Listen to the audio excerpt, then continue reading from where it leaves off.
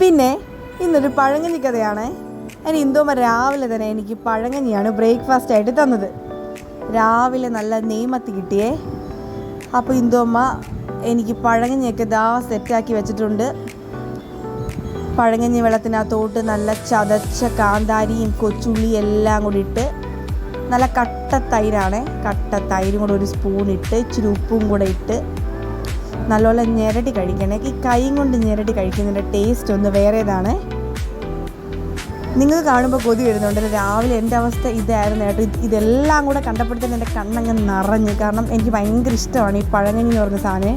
അങ്ങനെ നമ്മുടെ പൊരിച്ച് വെച്ച നെയ്മത്തിന്ന് ഒരു പീസ് എടുത്ത് ഞാനൊരു വായ അങ്ങോട്ട് അടിച്ച്, ആഹാ നല്ല സ്വാദ് കേട്ടോ. നിങ്ങളെ കൂടെ രാവിലെ കൊതിപ്പിക്കാമെന്ന് വിചാരിച്ചു. പിന്നെ നമ്മുടെ കുടംപുളി ഇട്ട് വറ്റിച്ച് മത്തിക്കറിയും കൂടെ കുറച്ച് ഒഴിച്ചിട്ട് ഞാനൊരു പിടി അങ്ങ് പിടിച്ച്. അങ്ങനെ ഇതായിരുന്നു രാവിലത്തെ ബ്രേക്ക്ഫാസ്റ്റ്.